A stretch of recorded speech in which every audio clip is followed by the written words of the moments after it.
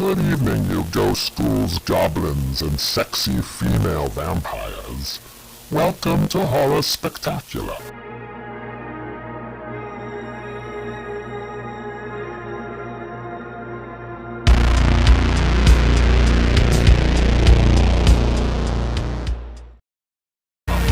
Here's host, the Slayer of Evil, Franchise TV.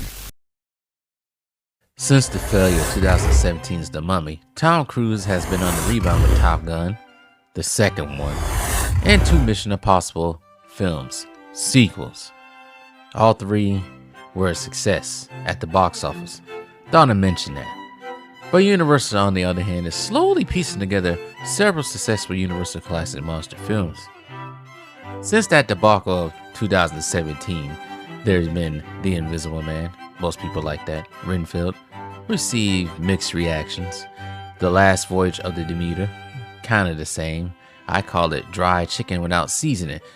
But now there's Abigail, plus the up-and-coming 2025 Wolfman. And then if you want to count Nosferatu, even though it's not really the Count Dracula,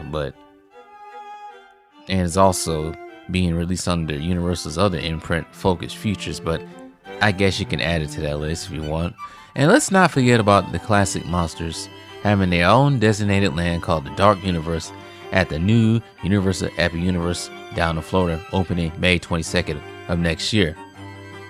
Universal really wanted to use that name.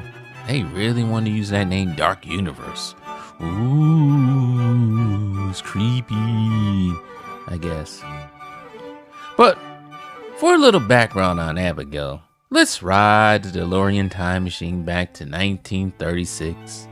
The reason I said DeLorean time machine because this is a Universal theme video, so why not? So it's appropriate. So let's get in the DeLorean. Let's go now. Unto Adonai and Azrael, into the keeping of the lords of the flame and lower pits, I consign this body to be forevermore consumed in this purging fire. Take the DeLorean back to 1936. Universal was putting out monster films every year during the 1930s. For the ones not in the known, I introduce you to the vampire flick Dracula's Daughter, a sequel / spin-off of the 1931's Dracula. Well, the plot to the sequel tells the story of, let me get this name right, Countess Marya Zaleska, the daughter of Dracula, and she's a vampire. There's no backstory really on the daughter, not too much other than she doesn't want to become like her sinister father. In her father's death in the original film, she believes that destroying his body, she will be freed from his influence. Well, nothing we ever want really goes to plan, but the Countess turns to a psychologist for help. But that doesn't really work either. So burning the body doesn't work, and going to a doctor doesn't work, because the Countess has the little thing for the good doctor's assistant, Janet. Plus she wants to turn the good doctor, Dr. Garf, into her eternal companion. Like father, like daughter. Well, the Countess has a final standoff of Castle Dracula of all places, where it leads to her downfall. Death by shot to the heart by a man she promised to make immortal. The film was not received compared to its predecessor. Now, the original story is rumored to be based on the omitted chapter from Bram Stoker's Dracula, but was published in 1914 as a short story called Dracula's Guest, but bears no resemblance to the source material. Some say it's loosely based on Carmilla, a 1872 gothic vampire-ish noveletta dealing with a female vampire and her lover. And there's little elements of that in Dracula's Daughter.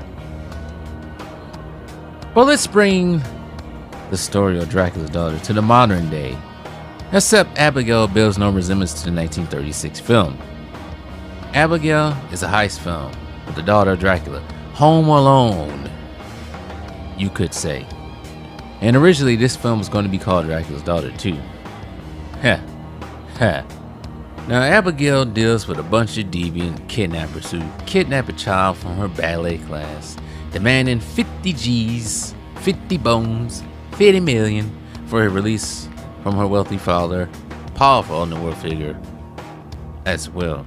And like that ever works, then people never get the money. Working with the contact, Lombard, the kidnappers hold the girl at Wilhelm Manor for 24 hours to receive that 50 million among 7 people. Let's do the math on this right quick. 50 million among 7 people right quick. Let's see here. Is this even worth the heist? Let's see here. 3 hours later. I guess it's worth the heist. 7 million, I guess. Everyone uses fake names. I'm Peter, by the way. Doctor Strange. Oh, you're using your made-up names. The group consists of a former army medic and drug addict, a former NYPD cop, a hacker, a marine sniper, a dumbass mob enforcer, and a sociopath. I'm sorry. Sociopath. Well, all 6 kidnappers are taken on a spin. First the girl, Abigail, tells Joey, the druggie, that her father doesn't care about her, and all of them will face a fate worse than death. Frank the cop discovers from Abigail that her father is Christophe Lazar, a ruthless, mythical crime lord.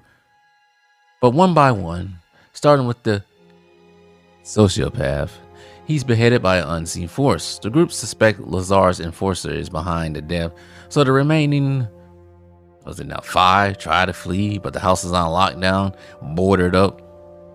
Rickles the Marine is deleted off the face of the earth. Another example of a black man dying early in films. The remaining 4 kidnappers try to gain some information on Abigail, but he discovers she's a vampire. So it's not Lazar's enforcer, but Abigail herself. Frank the cop shoots the vampire, but everyone knows shooting a vampire with relictables won't do a damn thing. Neither does burning one too. Unless it's laced with holy water, meaning the bullet is. But not in this case. No holy water in this film for you.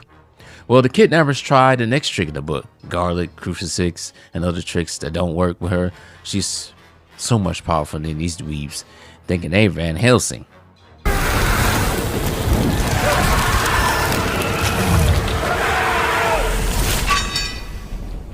Before we go on with the show, how about you guys like, share, subscribe to Franchise 60 TV, even comment down in the comments down below. I'm also on Instagram at franchise_TV and on Twitter at TV_franchise.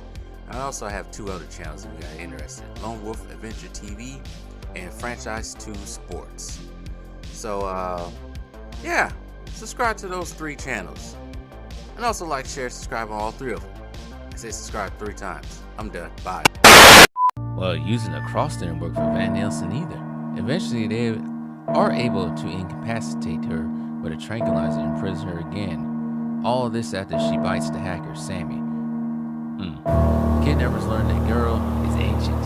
Ancient as hell, looking like a 12-year-old girl. She knows all their true identities, like a history book. And she has arranged for this abduction to happen to help the land, so she can destroy them along with her father. And now, this is what it is.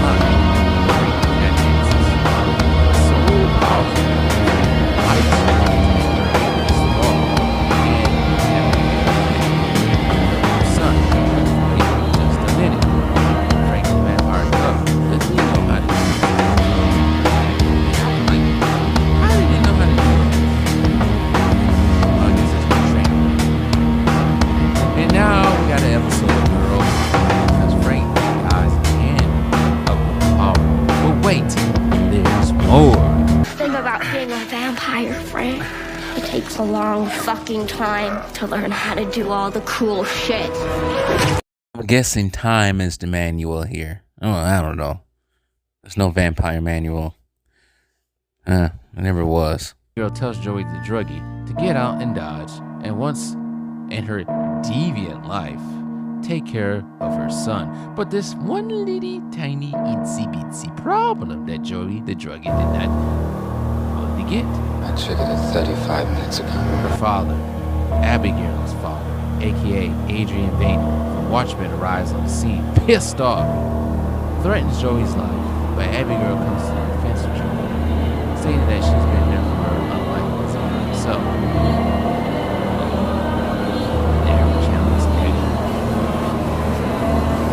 Challenge the father. Lazard thinks about it, still not happy about the events, but for his daughter's sake, he does something to her. No. Yeah. But like I said, both films are different. One daughter was her father's love. And a big kidnap, while the other person was trying to find ways to give her execution is different. Abigail was just literally joyful. Dracula's daughter was a chore to finish in a slump time. And every time I watch Dracula's daughter, it still feels like in your room or watch somebody. It's my reward. Take first class trips to every time I try to watch this. Unlike that, Abigail was represented by Rachel Lewis. I enjoyed for this part. I thought it was all right. The movie still carries the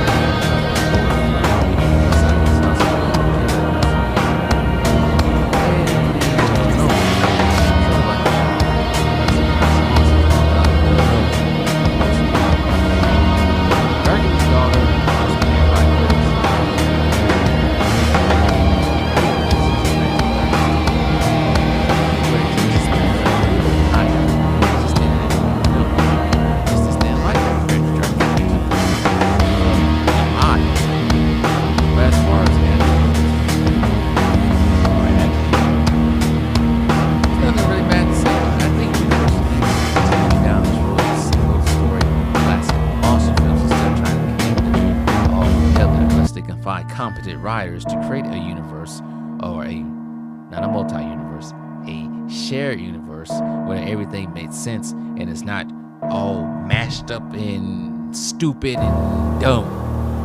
But for the sake of this movie, no sequel. No sequel is needed. Stay away from making a sequel. Don't even think about a universe. Just leave this movie as it is. Just let it walk into history. Try to revive it. Think, oh, maybe we need to make it a sequel to Abigail.